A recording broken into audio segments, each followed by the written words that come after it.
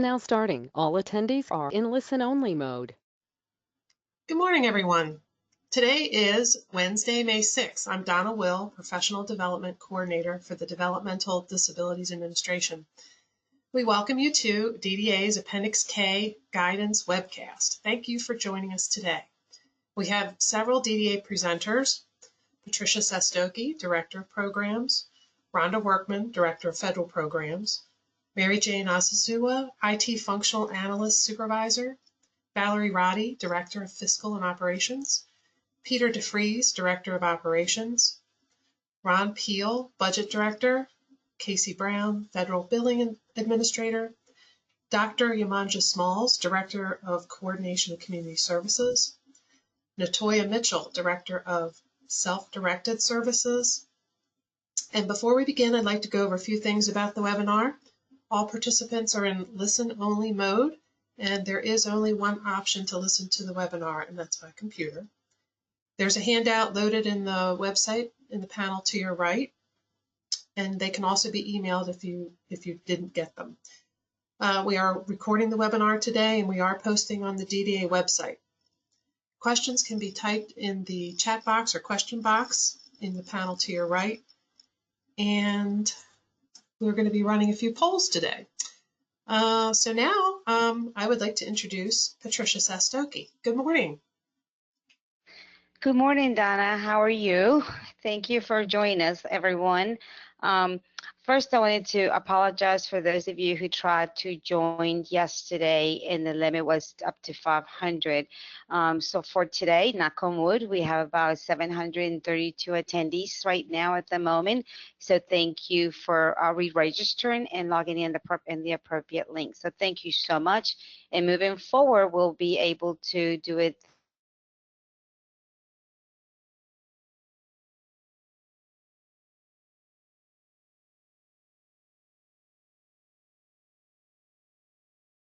this way through a webcast platform. So again, we apologize, but I'm glad that you're yesterday's webinar if you missed it. And if after you watched it, if you have additional questions, we ask you to go ahead and send it to us through the DDA Toolkit email address that we have posted on our website. We are taking all those questions and we are actually answering them and then put them under each of the section and then post them on the website. As of today, we updated the website with the frequently asked questions and also with the self-direction guidance that we are going to be discussing today. So I just wanted to share with you all, Valerie and I would like to welcome all of you to this week's series of webcasts that we're doing in reference to Appendix K guidance. All of you know that our Deputy Secretary, Bernard Simons, has instructed us to create operational guidance to implement Appendix K. So we try to streamline and make it as simple as possible, knowing our constraints and our PCI-2 system on our approval process and also how we work with our FMS systems today. So we're hoping that this operational guidance and presentations will be of use to you to be able to implement our Appendix K. But first, I also want to make sure that you know, our biggest priority in everything that I know that you guys are dealing with as family members, as siblings, as providers, as direct care support staff, you really are concerned and worried about that person at that setting and that home. While operations and billing is not as critical, it is very important for the DDA to make sure that we have a flexible way to give guidance to families, people in self-direction, and our providers on how to access the resources that we have under this COVID-19 pandemic crisis. So we're hoping that this is very helpful to you. And so today, I'm hoping that we can go over some of the agenda items that we have here today. So what you'll see today that we're going to cover is the exceptions to pre-authorization and service requirements. We're going to go over the COVID-19 new service authorization process. We're going to go into the self-directed service delivery model exceptions. And please note that for the self-directed service delivery model, we will be hosting a separate specific webinar for more dialogue and Q&As, probably in about a week and a half from now. We just want to make sure that all this information was out there for people to be able to engage, to feel it, to understand it, to read it, to ask lots of questions. We're here to be able to respond and address those concerns. So today you're going to hear from programs and operations. We have Donna share who's going to be talking today. This is a whole, I'll call it, like, it takes a village to do all this, and it really does. We've been working very closely with our operations and our programs team to really put this together and make it in a way that it's not multiple forms, it's not horrendous, but it's something that you can actually attain and work through. So I'm going to turn this over to Rhonda Workman, who's going to lead us in the discussion. Thank you, Patricia, and good morning to everybody. Next slide, please.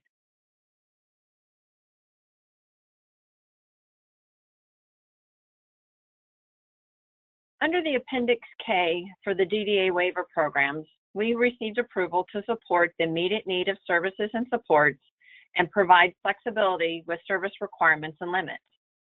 The Appendix K is a vehicle that allows state governments to use temporary amendments to their waiver program applications during emergency situations. So basically, it amends the existing DDA waiver program so that the DDA can implement various new flexible provisions and requirements. Unless otherwise specified or specifically amended in our Appendix K approval, we wanted to note that all our other existing services and requirements are still in place and must be followed. We're excited about the opportunity today to share some information about the flexibilities that we do have with Appendix K. For example, participants currently authorizing nursing services, behavioral support services, and respite services may access additional services without pre-authorization from the DDA, and people not authorized these services can also be accessing those without pre-authorization. So let's talk a little bit more about those options. Next slide, please. For our nursing services, to support participants currently authorized the nursing services, the DDA has updated our PCIS-2 system and fiscal processes to support additional service billing.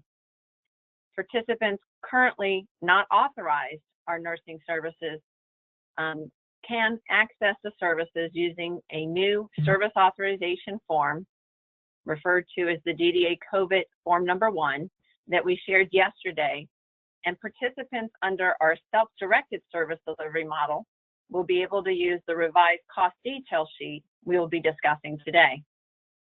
Completion and submission of modified service funding plan forms and revised person-centered plans are not required to access these services. Our nursing consultation service is available for our participants using the self-directed service delivery model. The nurse health case management services are only available to participants using the traditional service delivery model. Under this model, it includes nursing assessment, nursing care plan development, staff training, and ongoing staff supervision. Under this model, sporadic use of PRN medications could be authorized under the exclusions found in the Maryland Board of Nursing Regulations. Our nurse case management and delegation services are available under both service delivery models to support training direct support professionals and delegated nursing tasks needed as a result of the change of the person's health status or even after discharge from a hospital or a facility. It is needed when medications are being administered routinely and or treatments being performed by unlicensed staff. To support our new provider types, in Appendix K, we also received approval for nursing agencies approved by the Department's Division of Nursing Services in order for them to be able to apply and provide services under nursing services and personal support. Next slide, please. For our behavioral support services, The same processes will be followed in terms of accessing additional services if you're already authorized those services, or requesting those services if you're not.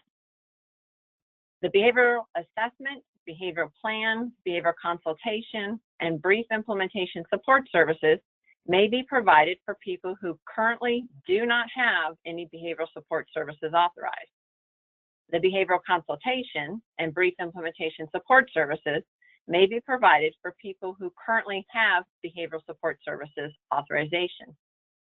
In addition to the current providers that are approved to provide the services, under Appendix K, we are permitting a provider's organization director or MANT trainer who are not otherwise licensed to write behavior plans, the ability to develop temporary emergency safety plans to keep participants and others safe when the participant has to isolate or is quarantined.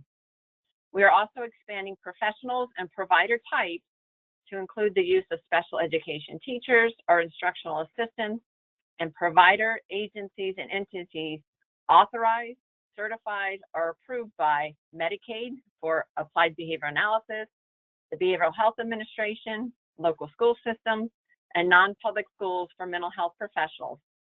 They may all become providers for behavioral support services.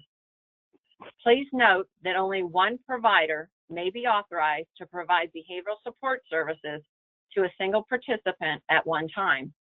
The behavioral support services must support the participant holistically in all settings the person receives services or natural support. Next slide, please. A participant can access up to an additional 360 respite service hours specifically related to COVID-19 emergency service needs without prior authorization from the DDA. We have updated PCIS2 and fiscal processes to support this additional service billing and advise the FMS, the fiscal management service providers for self-directed services, in our guidance. Participants not currently authorized respite may access respite using the service authorization form, and for people self-directing, they will utilize the revised cost detail. Completion and submission, again, of the modified service funding plan and revised person-centered plans are not required to access these services. Services can take place in a variety of settings instead of the community, including but not limited to the person's home, family and friends' homes, and other settings.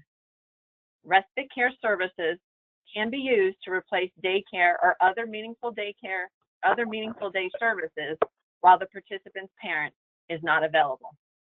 Next slide, please. This is our new DDA COVID form number 1, service authorization request form that we talked about yesterday. For traditional service delivery model, to request additional behavioral support services, nursing services, or respite for people not complete this form under the specific area in the middle of the form related to services with waived pre-authorization section, you'll note that we have nursing services, behavioral support services, and respite listed. The provider shall enter person-specific information, such as the person's LTSS ID number, if they're known, the person's PCIS2 ID number, and the first and the last name of the person. They will then select or enter yes under the specific service, behavior support, nursing services that the provider is seeking authorization to provide. All services will have an effective date of March 13, 2020. The provider then will also enter a few sentences to inform the DDA of the risk, and a few sentences to address how this increase in service is mitigating those risks, and also enter the participant agreed to the increased services. Providers can submit several people using this one form or can submit one form per person. We encourage providers to submit the form with multiple people to help streamline and respond. The form is submitted to the DDA dedicated email address listed in our guidance and also noted on the top right side of this slide. The DDA regional office will review requests daily, seek additional information as needed, and send decisions to providers as soon as possible. The timeframes will vary based on the volume of requests received and the provider's completion of requested information. We hope to respond within a few days or sooner. If you haven't heard from the regional office within 5 business days of submission, please reach out to our regional directors. For the self-directed service delivery model, requests will be submitted using the revised cost detail sheet that we'll be discussing later in this presentation. The authorized cost detail sheet will then be sent directly to the fiscal management provider in order for services to be billed. Next slide, please. The exception for pre-authorizations and service requirements for family supports waiver and community supports waiver. The claim process, we added additional nursing case management and delegation for traditional isolation. So when you update your waiver claim, it's still the same process, the same way, just click on add waiver and update your information and select the nursing services. That was also added, and you add the units. Next slides, please. This slide is also for family supports waiver, and basically we have added $2,000 to this particular slide for self-direction. And you always have to update the attendance, the claim sheet page exactly the same way that you normally do. Nothing has changed, it's just the same process, only additional was added to it. Next slide, please. The behavioral assessment, family supports traditional, it's also the same process. The exception for pre-authorization and service requirements, it's for you to update the units and save it and add your claims. Next slide, please. The family supports waiver invoicing process is still the same way. Nothing has changed. So you have to update your invoice, your claims, do the summary, and go into the claims for the invoice and click on the modify to be able to submit a claim. So the process is still the same. We only added a few changes to it just to enable you to select a new service. Next slide, please. And this is the invoicing. After your invoice is completed, then we expect you to submit your invoice through the normal process. You send an email to accounts_payable.dda@maryland.gov and also complete your 1,500 forms remittance. Next slide, please. Hello, everyone. This is Casey. So you will continue to bill for Community Pathways nursing services and behavioral support services using the current invoicing process for those services. For respite services, since there is a limit on the additional hours allowed by Appendix K, we have added new COVID-19 respite daily and hourly services to the Community Pathways non-FPS invoice to be billed during the time period covered by Appendix K. The Community Pathways non-FPS invoice will continue to be sent to the regional offices along with the 1,500 forms for processing. Please refer to the revised Community Pathways non-FPS invoice instructions for additional billing guidance, and the revised invoice and instructions will be posted on DDA's website. Next slide, please. So in our DDA guidance number 4, exceptions to pre-authorization and service requirements, we also have some other service-specific exceptions to service requirements and limits. So for our employment discovery and customization, in terms of the completion timeframe, we recognize that to complete this requirement may need to be extended due to the current state of emergency. Therefore, we are extending the completion timeframe to the end of, but cannot exceed the end date of the Appendix K as specified in Section 8. Therefore, providers have more time to work with individuals to complete the discovery and customization requirements. Next slide, please. To quickly access and complete environmental modifications, we're also making exceptions to service requirements to get 3 bids for modifications over 2,000. Allowing services to be provided by family members or relatives, and will also consider requests for modifications that exceed the current cost limit based on the assessed need. Next slide, please. To continue to provide a variety of support for participants during the state of emergency, we have made exceptions for family and peer mentoring services so that services may exceed the 8-hour daily limit. We provided also the opportunity for services to be provided in a variety of settings, including family homes and residential settings. And as per the Secretary order issued April 13th, services can be provided remotely or telephonically. With all services, our coordination of community services coordinators shall indicate in their progress notes the level of services being provided during their monitoring and follow activities and health wellness checks. Next slide, please. To continue to provide that variety of supports for participants, we also made exceptions to our family caregiver training and empowerment services. This includes having the ability for services to be provided in a variety of settings.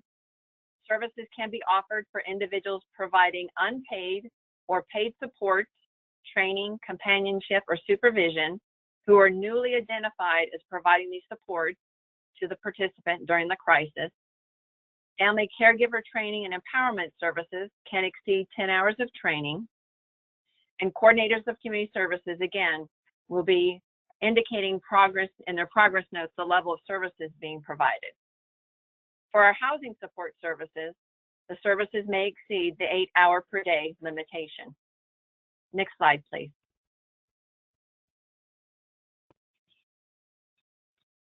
The DDA has established several options and shared recent guidance related to flexibilities for our meaningful day services, including the recent Secretary orders related to remote services under telehealth and telephonics guidance, in addition to the April 25th guidance related to DDA Meaningful Day Services minimum services. As noted in our guidance for Meaningful Day, the exceptions include the ability to provide services remotely. The provider will need to document services provided, service delivery methods such as Skype, Zoom, FaceTime, telephonic, or direct care, name of the staff person providing the service, and start and end time. We have temporarily suspended the required minimum of 6 hours of services to bill for a day unit. Providers may bill for a day of meaningful day services if they provide the recipient with a minimum of 1 hour of cumulative, direct, or remote supports during that day. Services can take place in a variety of settings. Services can be provided any day of the week and exceed 8 hours a day and 40 hours per week limitations that are noted within the waiver application. Our community development services and day habilitation individualized schedules and updates related to what the participant will do and where the participant will spend their time when services is suspended has been suspended at this time.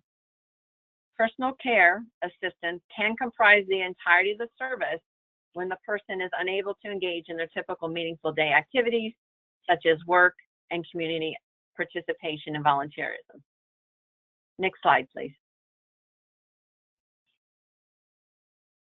Our remote support service exceptions include an exception related to informed consent for all participants and the residents. It can be waived to address the limited staffing resources currently available.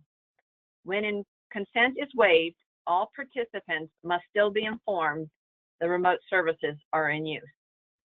Next slide, please.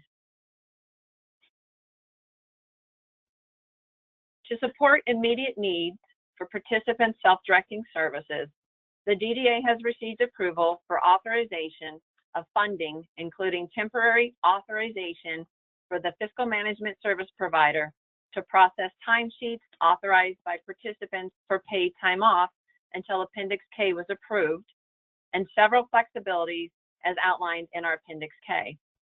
You will see we included in Appendix K the authorization of an additional $2,000 above their authorized budget to support any of the following: an increased need in services, such as personal supports or community development services, increase in support broker hours, increase in staff recruitment funding, and also the ability to access personal protective equipment and supplies, such as gloves, masks, gowns, face shields, and cleaning supplies with this $2,000.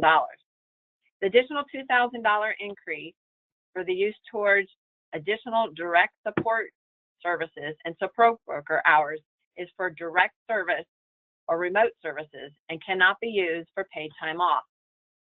The fiscal management service provider can approve up to the additional $2,000 above the participant's current approved self-directed budget for the specific services noted in the slide.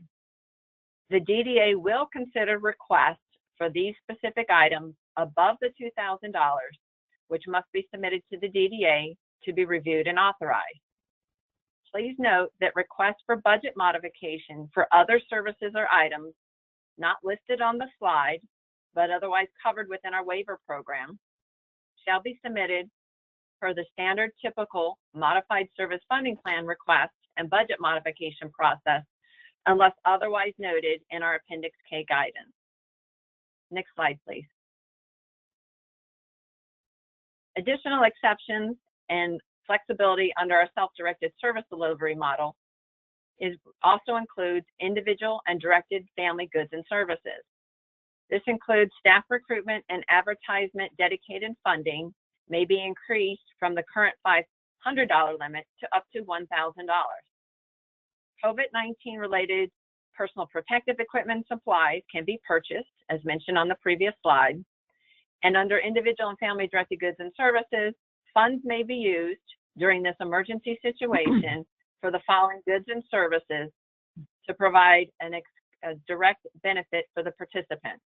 This includes food, including delivery services, utility charges, fees associated with communications and internet, and service animal and associated costs. Next slide, please.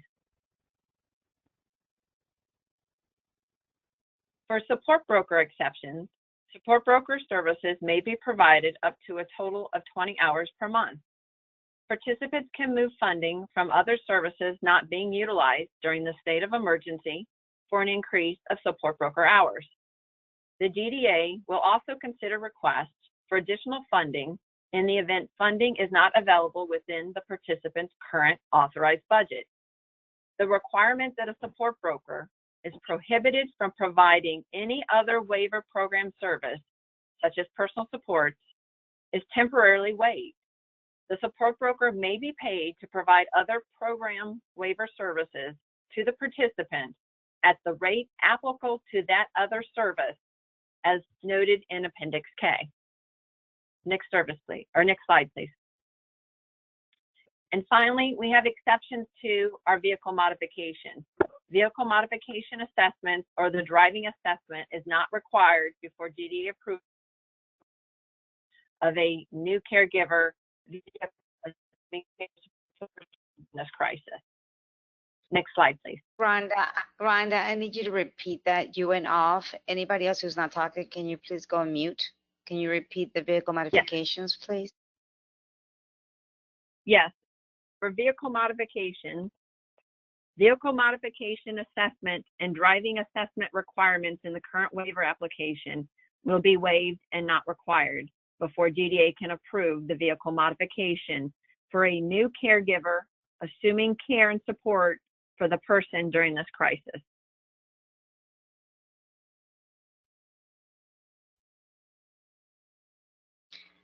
So now we have a poll for you guys, and then we're going to open it up and read some of the questions in the chat box. So Donna? Okay, here we go. The first poll. Can participants that have nursing, behavioral support, and respite services get more services without DDA pre-authorization? So you should be able to click on the response. We'll give you about 10 seconds, and then we'll close the poll.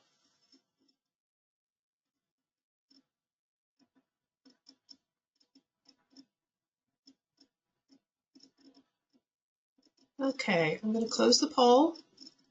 Most of you participated, and it looks like most of you said yes, 91%. It's wonderful. That's great. That's correct. Let's go to the next. Okay.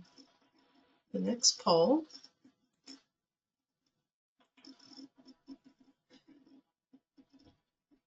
Can participants access additional respite service hours related to the COVID-19 without pre-authorization up to 360 hours? Okay, please vote.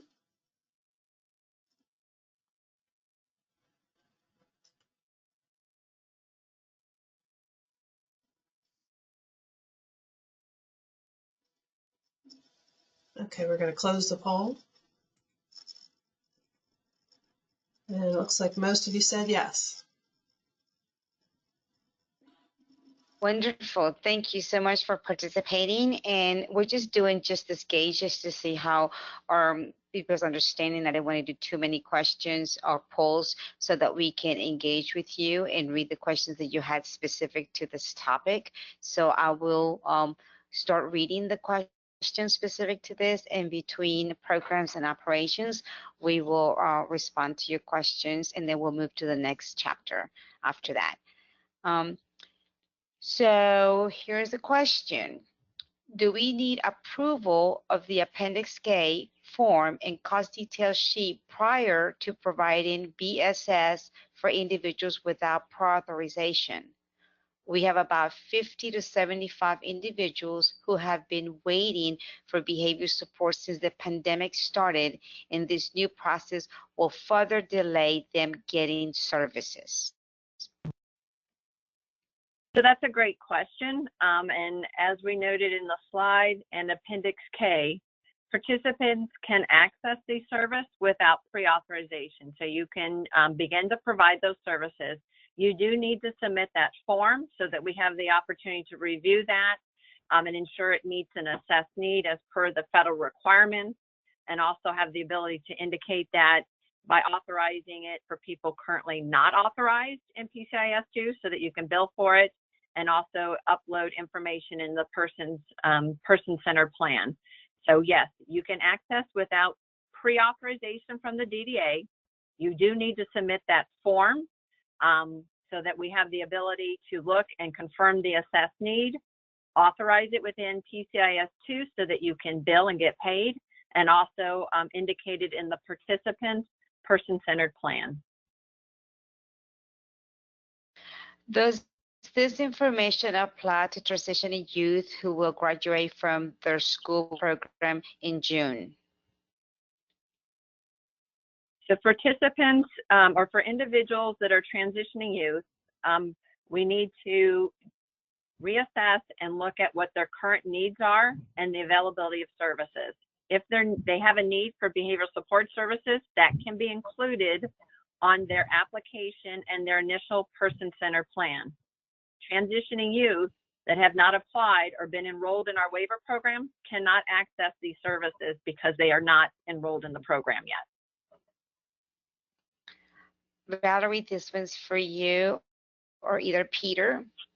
When we looked into PCIS2 a few days ago, we did not see 30 hours per week equals 60 hours per day and added personal support hours based on calendar individuals who have meaningful day activities. Has this been fixed?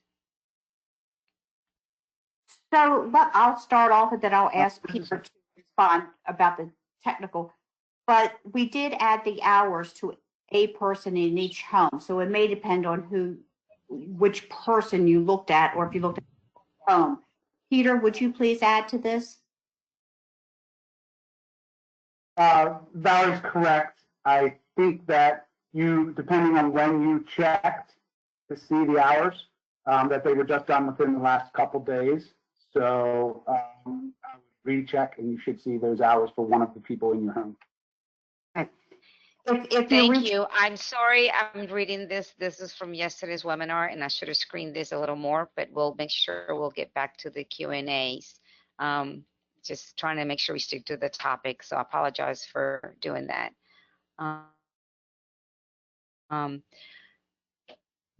Okay, I'm going to read one more, then we'll go to the next chapter. Will self-direction participants be able to submit approved budgets expenditures to the FMS starting today? The FMS, as of today, says they're still waiting for DDA guidance before processing otherwise appropriate vendor and wage payments. So this is Rhonda. We posted yesterday the specific guidance for self-directed service provisions. It is available on our website. Today we will be talking about those provisions, and so the FMS can begin to start processing documents that are submitted based on those guidance. Rhonda, I'm going to do one more. I assume that Maryland State Licensed Behavior Analysts, Board Certified Behavior Analysts, are approved to provide services for behavior services. Sure? So we did not specifically indicate them in the Appendix K. We can follow up with Medicaid to see if we need to specifically add them. Appendix K did say that we were expanding the provider type options, and we did list things, or did list categories such as the Medicaid ABA providers. But we're happy to follow up with that, and we appreciate your question. Thank you, Rhonda. Please know that there's a lot of questions on this chapter, and as we go through it, we have time at the end. We'll continue to read the questions and provide the answers. We are also taking every question and put it into our website and then upload it with the answers, and then we will let you know when that's done as well. So let's go to the next chapter, which is COVID-19 new service authorization. Go ahead. Great. So to support the immediate need of COVID-19 related services and support, the DDA is issuing a new temporary service authorization request process. It is submitted via the DDA revised cost detail sheet in lieu of having to complete the modified service funding plan process and associated forms, which are not required for the services covered by this guidance. The document, or the revised cost detail sheet, is submitted by the participant's coordinator of community services or the currently authorized provider. By submitting the request, the requester is affirming that the participant or their legal representative agrees to the service request. They need to maintain documentation of this agreement, including the date of the contact, the person who authorized the service, services to be provided, and the agreed service start date. Maintaining supporting documentation to demonstrate the excess need for the service request and provide upon request from the DDA. And finally, they need to send the request via secured email to the DDA regional office dedicated email account. Next slide, please. Please note, as we have shared during yesterday's webinar, that the DDA COVID-19 service authorization form, the form number 1, is used for traditional service model requests for behavioral support services, nursing services, and respite services, as we shared today. In addition, yesterday, we shared how it would be used to request for additional dedicated support hours for participants currently authorized community living group home, supported living, and personal supports. Requests for other services that are not COVID-19 related to health and safety shall be requested via the modified service funding plan process and associated forms. Next slide, please. Thank you, Rhonda. Requests for new or additional services shall be submitted via the DDA cost detail sheet. Providers shall complete as per the standard procedure and also enter brief descriptions related to service need, current risk of service, the service request addresses, risk mitigation, and the date the participant agreed to the change. Slide 30, please, or next slide, please. Okay. A new justification tab has been created in the cost detail form for the requester to enter what is the need, pertaining to the request, what is the risk, and how the risk mitigates, how the request, I should say, mitigates the risk, and the date of the agreed or the date the participant agreed to the change or added service. The requester, that is the CCS or the provider, shall sign and date the form. And lastly, the regional office director will indicate their approval or denial of the request on this tab as well. Next slide, please. The next slide just is the standard form or the personal services and add-on tab of the cost detail. It's pretty much familiar. Nothing's really changed on that tab. And this is where the providers will go in and fill in that detail pertaining to that specific request. Next slide, please. This slide, again, is the one of the tabs on the cost detail. Nothing's really changed about it. The provider will go in and fill in this detail as well pertaining to the particular request, and submit and complete the form and submit to the designated regional office email account or address. Next slide, please. So once the revised cost detail sheet is submitted to the dedicated regional office email account, the DDA will acknowledge receipt of that email. DDA will review the request and authorize the service on the form and within PCIS2 if applicable. For forms for people who are self-directing, that information will be shared with the fiscal management service provider. DDA will upload the revised cost detail sheet or a new PCP supplemental authorization form into LTSS under the person's client attachment to indicate the authorization for their person-centered plan. The DDA will send the decision back to the requester with the determination. Next slide, please.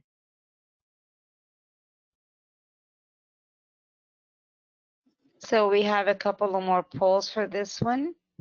Donna? Yeah, the support broker may be paid to provide waiver services to participants and charge the usual and customary rate. So can the support broker be paid to provide waiver services to participants and charge the usual and customary rate? Please vote. We'll take 10 seconds.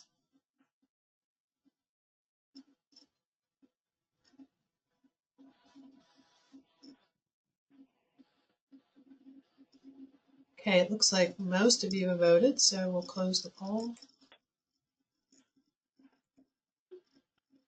And it looks like 85% of you said it's true. Okay, let's talk about that. That is not true. So Rhonda, do you want to talk about that in detail, or would you like me to proceed? Patricia, I think we should proceed to the new service authorization request questions. Okay, just so you know, for this one, the support broker is able to provide waiver services, but not charge the usual and customary rate, and should charge the rates that is allocated for each of the services. Okay, so let's go to the next slide. Good morning, everyone. This is Natoya Mitchell. So before we start with self-directive services, Natoya, before we start, let me just real quick, I've gotten lots of emails and texts from folks out there in the FMS, and I do want to share with you for full transparency, we just posted everything for the FMS and for people in self-direction yesterday afternoon. We do not expect everything to be ready to go and have the FMS do this today or this afternoon. So I think that both of the FMS are very concerned that we're saying that you can do this. Yes, the goal is that, yes, they're going to be authorized, but they also have to have the house in order to be able to process this. So I need us all to work together Together we are better. Together we are in this together. So we're providing the guidance, but everybody has to put together their shopping order and their services in order for us to be able to process and proceed. So I did share earlier that we are going to do this specific to family and people self-direction, but the guidance are still the guidance, the forms are still the forms, and the process is still the process. We just need to figure out how we're going to then make sure that everybody has the proper supports and processes in place to make this happen. So I just wanted to be very clear, very transparent, as we just put this out there yesterday. There's a lot of information. Even though we put it out yesterday, there's been a lot of discussions and communication with the FMSs in reference to what we were doing. So I'm going to let Dr. Smalls and Natoya present on self-directive model guidance, and then we'll open up for questions. So go ahead, Natoya. Great. The DDA has given the Fiscal Management Services, or FMS, their authority to approve some services without going to the DDA for approval. And as mentioned by Patricia, I will be sharing this process during today's presentation. As Rhonda previously shared, to support the immediate need for new COVID-19 related services and supports for participants who have chosen to self-direct their services, the DDA has approval under the Appendix K for modifications to requirements, processes, and funding under the self-directed services delivery model, including accessing behavior supports, nursing services, and respite without pre-authorization, alternative service sites, budget modifications within approved budgets, authorization of $2,000 increase to budgets, and personal supports increase. Next slide, please.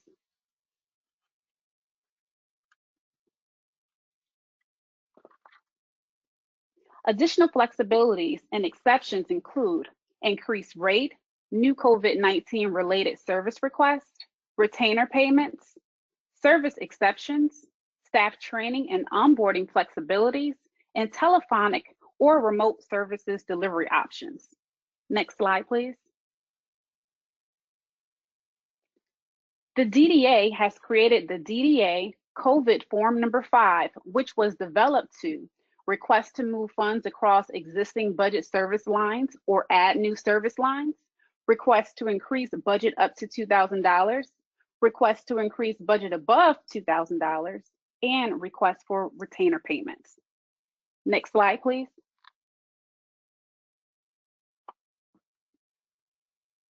In section 1 shown here, the participant will be able to request to move funds across their existing approved budget service lines or request a new COVID-19 related service. It's important for the participant to make sure that the amount they choose to reduce for any service equals the amount applied to another service, either currently approved or newly requested service. So for example, if a person's day program is closed and they now have increased need for personal supports, they should document in the services being reduced section how much they want to reduce day habilitation by. This specific amount must equal the amount that is chosen to be moved to another service line, which in this case will be personal supports. The person can also choose to request a service which is not currently authorized in their budget as long as it is COVID-19 related and would address an immediate health and safety need. The participant will share or submit this form directly to the FMS agency. If a new COVID-19 related service was requested in section 1, the revised cost details sheet will also need to be completed and reviewed by the DDA. No revised PCP or modified service funding plan will be required if the services requested are COVID-19 related. Only non-COVID-19 requested services will need to go through the standard modified service funding plan and revised PCP process. In a moment, we will talk about how that service can be approved. Next slide, please. Thank you.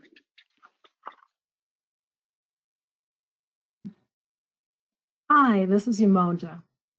In Section 2, as reviewed earlier, the DDA has authorized each participant to be able to exceed their budget by up to $2,000 for specific services that will support them during this COVID-19 pandemic. If needed, funds may be used for any of the combination of the following services: additional direct support service hours, for example, personal supports and CDS. It may be used to increase support broker hours up to 20 hours per month. In the event that new staff must be hired, an additional $500 may be used for staff recruitment for a total of $1,000. And funds may be used for personal protective equipment and supplies, not limited to gloves, masks, gowns, face shields, cleaning supplies, etc. The 14% payroll tax must be applied to all direct support services, including the support broker services, if applicable. Together with their team, the participant needs to document the number of service units requested and the overall cost. Again, the DDA has authorized up to an additional $2,000 for the eligible services or items mentioned. If the participant's service needs exceed this amount, this form will be submitted to the DDA with supporting documentation for review. Next slide, please. The FMS may approve all requests as long as all of the criteria are met. The requested services is one or any combination of these services, and the total cost of the requested services does not exceed $2,000. If participants' requests exceed the $2,000, they must submit the supporting documentation along with this completed DDA COVID Form number 5 to the DDA for review. Next slide, please. The FMS may deny all requests to increase the budget up to the additional $2,000 in any situation where the requested service or item is not one of the approved for the increase. The request is for payment of PTO or paid time off for direct care support staff, or the additional cost requested exceeds $2,000 and was not approved by the DDA. If the FMS denies the request for services up to the $2,000, the participant, if applicable, their legal guardian or designated representative, their CCS, and their DDA regional office will all be notified of the denial. Next slide, please. In Section 3, this is used to allocate retainer payment hours among selected staff members. Retainer payments are for direct care staff and providers who normally provide services that include habilitation and personal care, but are currently unable to due to health and safety risk, state mandates, complications experienced during COVID-19 pandemic, because the person is sick due to COVID-19, and or the participant is isolated or quarantined based on local, state, federal, and or medical requirements or orders. Retainer payments are automatically added to each and all of the budgets for those participants who self-direct their services, with meaningful day services approved to up to 108 hours and personal supports up to 72 hours per calendar year. The participant authorizes retainer payments for their staff by completing this table and submitting to their FMS. Again, the participant as employer of record can allocate retainer payments for specific staff and providers on this DDA COVID Form number 5. So as long as the retainer payment meets all applicable requirements set forth in Appendix K, it will be approved. Next slide, please. The form concludes with a signature section where the participant or legal guardian signs that the services and requests meet immediate health and safety needs due to the COVID-19 pandemic. After reviewing the form, the FMS will sign indicating approval or denial that requirements were met. The DDA regional office will review every case where the FMS denies the request, and if found proper, will issue a notice of its decision, noting legal and factual basis for the determination and applicable appeal rights. The DDA will also review and approve or deny all submitted requests which exceed $2,000. Next slide, please. The coordinator of community service holds a crucial responsibility to maintain contact with all those they support. They are to conduct regular weekly participant wellness checks during monitoring and follow-up to assess service needs. These interactions should be documented in their activity notes. When service needs are evident, the CCS should support the participant in completing the DDA COVID form number 5, which the participant will then submit to the FMS. When new COVID-19 relevant services are requested, the CCS or the service provider is responsible for completing the revised cost detail sheet for the participant and submitting to the DDA for review. As previously reviewed, the DDA will review this request and authorize the service, upload the revised cost detail sheet to the participant's client attachment section in LTSS, and send the authorized form to the participant's FMS provider and copy of the CCS. Next slide, please.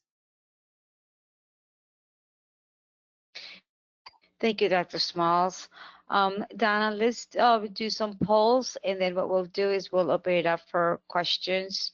Go ahead. Okay. Do you need to complete the modified service funding plan to request COVID-19 health and safety related services? We'll take 10 seconds to vote, and then we'll close the poll.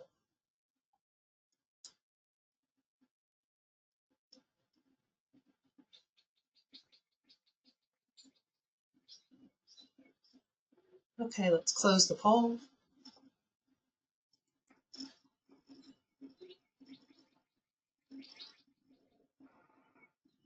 Okay, most of you said no, 71%. Some of you didn't know, and 24% of you said yes. Thank you, Donna. Will you go to the next one? Okay.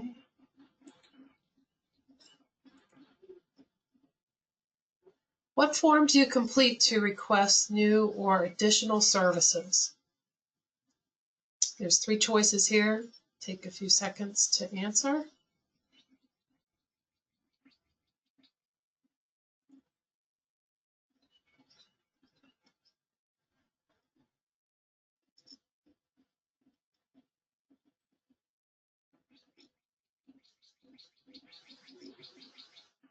Okay, we're going to close the poll. Okay, 23% said the DDA revised cost detail sheet form. 21% said the modified service funding plan form. And 56% said the DDA COVID-19 service authorization form, which is DDA COVID form number 1. Thank you, Donna. Will you go to the next poll?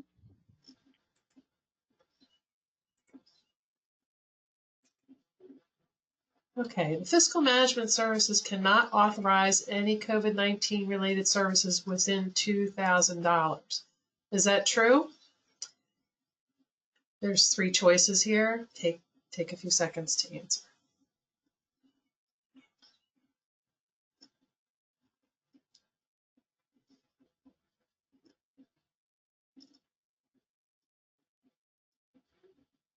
Okay, we're going to close the poll.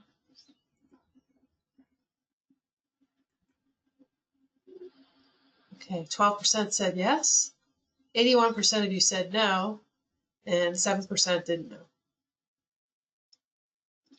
Great. Thank you, Donna. This is really good information for us as it gets us what other additional information and communication we need to provide. So I'm now going to go into the question chat boxes and read questions before we go to the next chapter. So let's see, we ended up at 10:37 call. There's lots of questions. I just want to make sure we go through some of this with you all. Does Appendix K waive the limitation of family as staff when support workers is also a family member? Yes, Appendix K, under Appendix K, there's the ability to use relatives and family members to provide services. Okay. Do all additional costs of pre-authorized changes in nursing and behavior supports have to fit with the person's budget?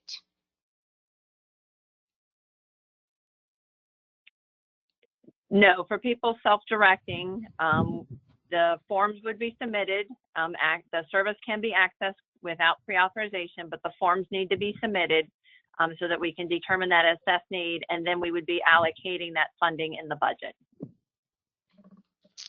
Thank you. If the support broker have to perform other services, which services code should be used code to support broker or the service they are performing? That's a great question. If a support broker is now going to provide a different waiver service, such as personal support, they are then a personal supports provider and will use the personal supports code, and they are applicable to the personal support usual and customary rates and cannot be reimbursed as a support broker rate.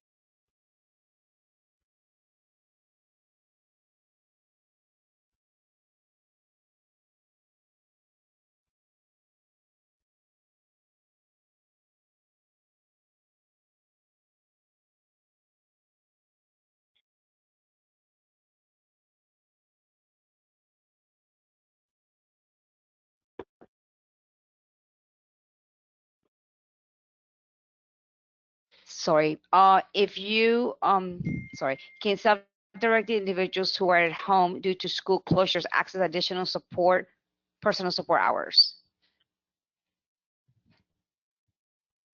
Yes, we provided information in yesterday's webinar related to personal support services and authorization for individuals that were currently in meaningful day services and had a minimal threshold of 28 hours of personal support. Students who may need additional services because schools are not available would need to follow the process and guidance that we have shared today in the new authorization of services. Okay. If you needed additional funding added to the budget to cover direct support, is the cap 2,000? What is the 2,000 does not cover it? That's another great question. So what we've shared today is that we have automatically authorized for all participants in self-direction an additional $2,000 that can be used for one of four things. One of the things that we shared relates to an increase in services, such as an increase in personal support or community development services. If your need for services is more than that, then you would need to follow the processes that we talked about today and submit a revised cost detail sheet to the DDA regional office with your assessed need so that it can be determined and, as appropriate, authorize additional funding based on those hours needed. Natoya, can you answer this? Can an unpaid support broker who is the legal guardian of a self-directed participant also work as a staff person? Yes. Under Appendix K, the requirement that a support broker is prohibited from providing any other waiver program services besides support broker services is temporarily waived. Are criminal background checks waived for family members? No, background checks are not waived. A person who is self-directing their services must initiate appropriate background checks and MVA checks if striving for applicable services. Are retainer payments for 40 hours for personal supports per week permitted under Appendix K? No, retainer payments may not exceed 72 hours total for all staff providing personal supports. Will staff be able to get COVID-19 tested by the DDA? No, your local health department can assist with getting COVID-19 testing. Okay, let me see. Are associated Are associated Departments of Labor filing fees withheld from a self-directed person budget, or are they paid as an FMS administrator cost? Department of Labor filing fees are paid from a person's budget.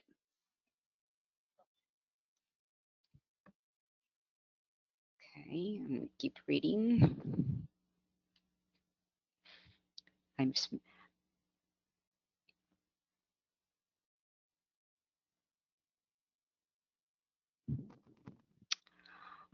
Our regional office, our open, our daughter services coordinator has reached out for guidance over the last several weeks and not getting any response. Yes, we are open. We are able to reach the regional director via email, and we have that information on our website. Can a guardian now be paid for services, personal supports, and support worker services, even though there is no dollar amount in the current budget? Can the additional $2,000 be used for that? The answer is yes. The additional $2,000 can be used for an increase in services such as the personal support or community development services I mentioned, and a guardian can provide that utilizing those services, those funds. In addition, a participant can move money from a line item budget that they currently may not be using, such as transportation or rehabilitation services or such, into a new line item or increase their line item for personal support, and then inform the fiscal management service provider that they have a new staff, meaning this legal guardian, that will provide the services. For BSS, do we need to fill out the revised cost detail sheet for each individual, or just fill out the Appendix K form? So that's a great question. Providers who are currently authorized behavior support services do not need to complete that form. Providers seeking that service on behalf of their participants, based on the participants' agreement, can use the new DDA COVID form number 1 to request BSS services for several people, all on the one form. For the 360 respite hours allowed, did this come out of the self-direction annual budget? That's another great question. The answer is no. This is new hours and new funding that DDA will provide. Do staff still get up to 120 hours of PTO that was authorized in the letter from Bernie Simons prior to the approval of Appendix K? The letter says that this would occur even if Appendix K was not approved. So that's another great question. And the DDA, recognizing the need to support participants who are self-directing related to their staff concerns and challenges, authorized on a temporary basis the FMS to pay for paid time off for participants that did not have it in their budget. The DDA has sent a letter to the FMS rescinding or discontinuing this authorization because Appendix K has been approved. Therefore, now with the Appendix K approval, participants can access up to 72 hours for personal support services for all their staff. It's not per staff, it's 72 hours total for the personal support services and 108 hours related to meaningful day services. Okay, thank you. This would be a Valerie or Ron question, and it relates to TWIs. CCSs are asking providers to get service funded plans submitted to DDA, but there's no updated cost detail form that will actually calculate into the full FY21 year. Is there an update cost detail form to use for that? Patricia, this is Ron. We are working on updating the cost detail for FY21, but it's not quite ready for use yet, but we are looking at that, updating it. Thank you. Valerie, would you like to add to that? I was going to say the same thing. Thank you. Great. Rhonda mentioned that a service, BSS, will need to be added to the PCP. That seems to contradict prior statements that CCSs will document in progress notes during monitoring activity. Can you clarify? Yeah, that's a great question. So what the DDA will do as we get requests to add behavioral support services or nursing services to an individual's person-centered plan, instead of having to do a revised PCP and LTSS, the DDA will upload the form that was submitted and approved. So if the provider is submitting that DDA COVID form number 1 that has one person's name on it, we would upload that form into the client attachment. If the provider provides the form with multiple people, we will move information so that the authorization only reflects one person, the specific person that we're uploading the information into the LTSS client attachment. CCSs should monitor the services and enter the information about their monitoring and the progress into their progress notes. Thank you. Valerie, this is for you and Ron, and it's just mainly of a statement.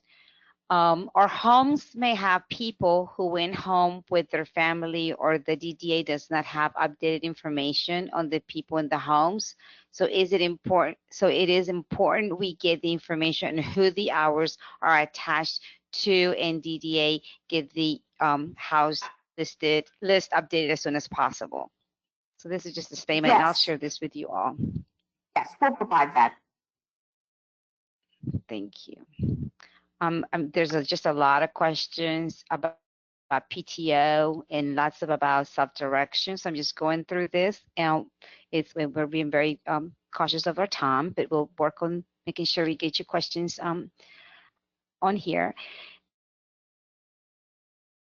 The FMS will not be able to process Appendix K until guidance. And I think we talked a little bit about this, giving people time to get everybody's house in order to be able to execute what we have put and posted on the website as of yesterday.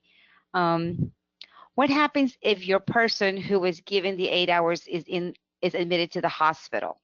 That's kind of like the same question of a previous person. Valerie, do you want to answer that? Yes, what I would ask is that if that occurs, to please notify us. You can contact me or Ron with an email so that we can then work through our staff to move those hours so that they can continue to bill for those additional hours. What exactly is considered COVID-19 related, since everything that is happening in this time is somehow impacted by COVID-19? So that's a great question. And I think that what we're looking for in those 1 to 2 sentences that we talked about on the forms to indicate what the need is, you would just state what the need is and how it related to the COVID-19.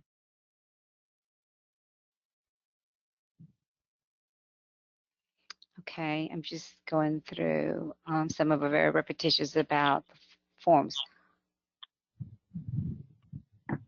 What alternatives for required signatures from participants be expected? For example, when the participant does not have access to needed systems or technology, what are those options? That's a great question. We're working with our Medicaid office. They are submitting a revised request to CMS. It's referred to as an 1135, which will provide the opportunity for us to use verbal agreements in terms of forms and person-centered plans. As soon as that information is available, that we've received approval, we'll be coordinating to get that out from the Medicaid office. Okay. There's a lot of questions about clarifying when people should use the COVID Form 1, and we'll talk about that. Um,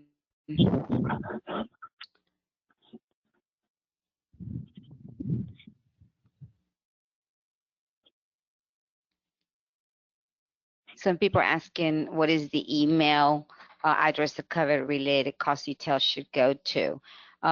So that's everything is listed on the guidance of each of those items of what emails and where does it need to go to. So we'll ask you to please go to the guidance and the information. Let's see, I'm just going through.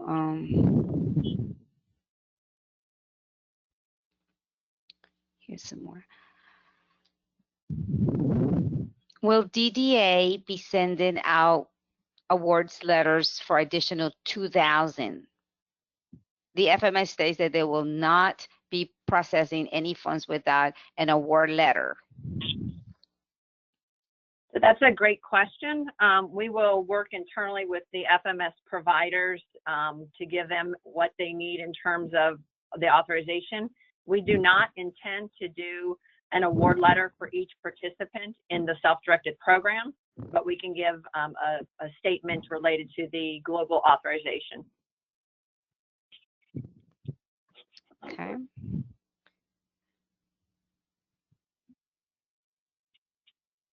I'm just going through your specific questions. Where can self-direction participants obtain PPE? So that's a great question. Our regional offices have put out information, and DDA has shared information about PPE that we had received from the state. Through the fiscal management service agencies, people self-directing can submit their request using a form. The regional offices have already been distributing PPE to people self-directing. So I would encourage you to follow up with the fiscal management agency for assistance on that request. In addition, you can contact your local health department related to PPE needs. Okay.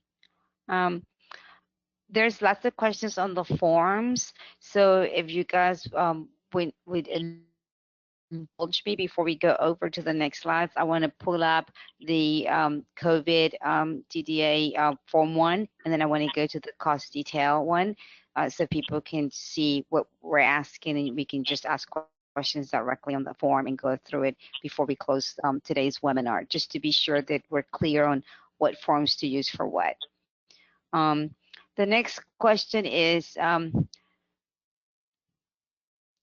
if someone has BSS, but due to an increase in behaviors related to COVID-19 restrictions, they need more BC or BSI than authorized, should the provider complete Form 1 and then the new cost detail to request more?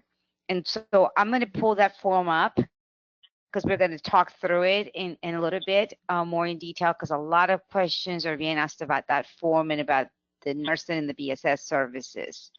And then some people wants to know, well, what does FMS stands for? And that those of you who are not providing self-direction services is physical management services. And there are the agency that supports people for self-direction in managing their budgets and paying bills for their staff.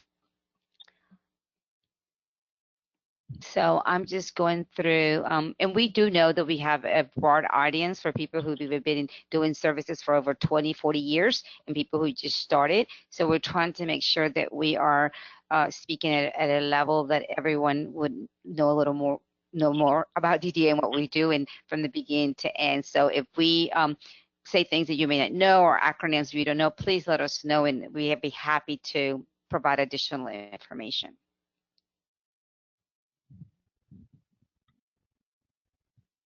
So again, the question about PPE, we just answered that, where to get it, how to get it, what do we do about PPE? Just going through.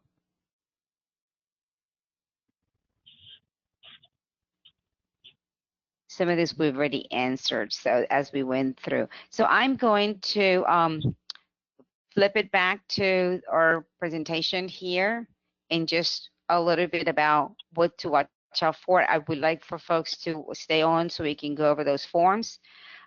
Just a reminder, a couple of reminders, as a matter of fact. I want to make sure that you know that everything that we are talking about has been posted on our DDA website under COVID-19, under the Appendix K section. We have all the at a glance. We have the specific memos to each section, and we also updated the frequently asked questions. And so we ask that you look at them and review them, because maybe some of other people have asked the same question and the answer is already there. So, you know, this is our DDA toolbox email address, which is right here, DDA toolkit info@maryland.gov. So we ask you to please make sure all of our webinars are current. Today's webinar will go up probably by the end of the day. So, and we keep reviewing and posting and updating the frequently asked questions so that you can see what people are being asked, and just use it as a reference guide as for you. Some of the questions that came up today were already answered in that guide, but I just want to be sure that, you know, we had an opportunity for you to be aware.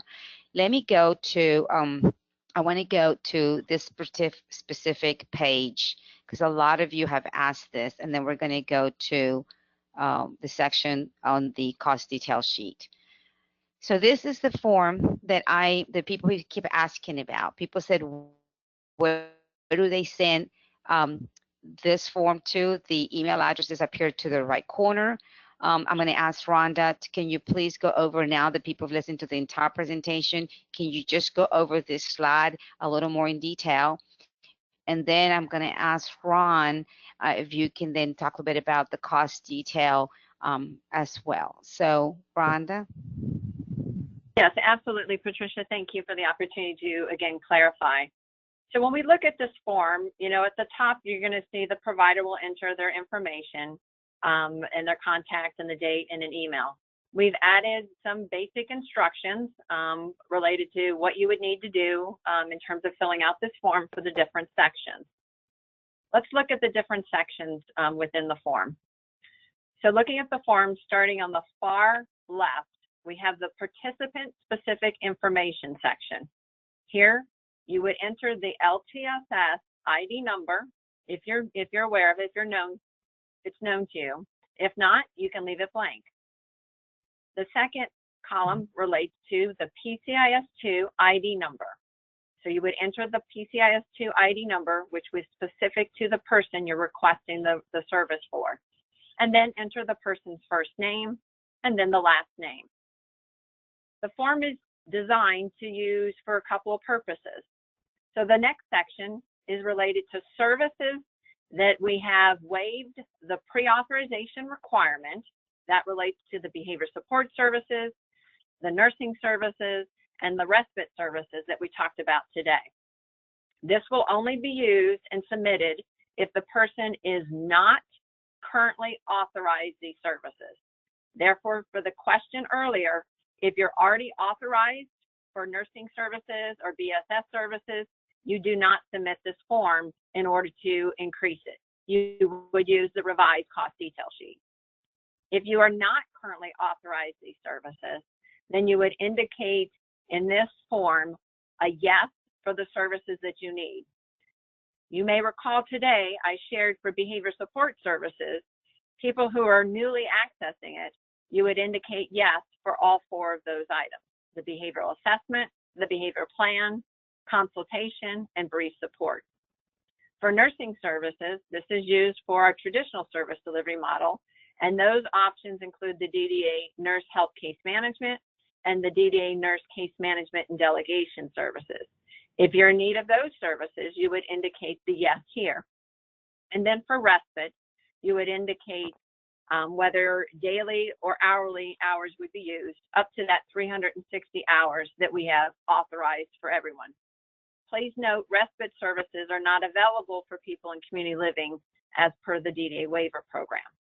So under this section, again, it's to use for people who are not currently authorized these services so that we can authorize those quickly and services can begin.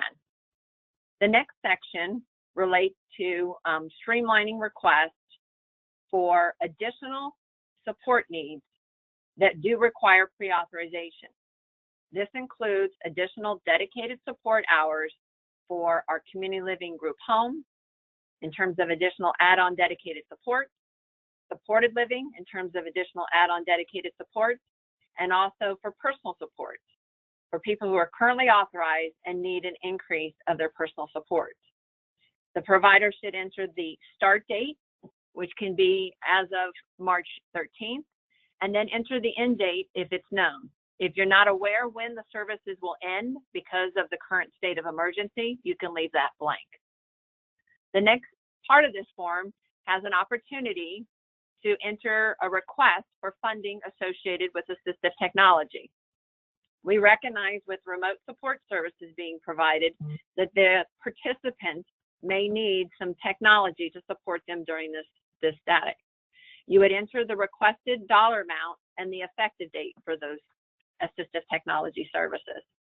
And then continuing to move to the right, the next section has information that the provider would complete related to what is the need for that additional staffing or assistive technology services, what's the risk, and we're only looking at a couple sentences here. How is the requested service mitigating the risk? Again, just a few sentences. And this information will help us to make a determination related to the request to approve and authorize that. We may reach out to you for additional information as needed. And then as we shared today, the date of agreement with the participant for these additional services needs to be indicated. As per CMS's requirement, we had to add additional language into our Appendix K stating that the participant would agree to the services that are being increased or modified in their person-centered plan. And then lastly, to the far right of this form, you'll see in the white boxes, the regional office review and the decision will be indicated here. So the regional office will indicate approval or denial, may have some additional notes to share with you related to this particular person, and then they will also sign the form and date it, noted at the far left at the bottom. Again, this form can be submitted by providers and include multiple people that you're supporting in your program, and is going to be used specifically for accessing those behavior supports, nursing, and respite services for people currently not authorized under the traditional service delivery model, and also to request increase in additional dedicated supports or add-on services for community living, supported living, and personal supports for people currently authorized. Other service needs, health and safety related to COVID-19 will be using the revised cost detail sheet. Thank you, Rhonda. I'm now going to flip over to the cost detail. And Ron, I'm just going to ask you some questions if you can just answer. Okay. So for the cost detail sheet, where do people email the cost detail sheets once completed? Is that changed or is that the same process, and where is that? Where do they send it? They send it to the regional office where they normally, which is the same as now. The request, just to clarify, what's different? Patricia, just to clarify, it goes to the new dedicated email addresses that are noted on that COVID-19 Form 1 we just showed. Revised cost detail sheets will be submitted to that same new COVID-19 dedicated email address. Correct. Okay, and what's different about the cost detail sheet that is not before? So what we try to do with this cost detail sheet is not to have the cost detail sheet plus the modified request for service change. So what we did is we streamline it, and therefore now you see this, where in one form you are doing your justification. We streamline that whole request, and this one page that is right here, slide 30, then shows the justification. Why is it needed?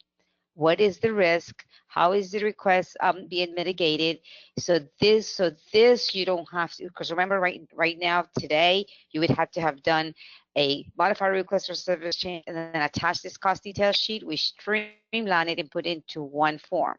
So it's the same with the exception of adding this, some signatures and all of that. Is that correct, Ron? Or is there anything additional that you'd like to add?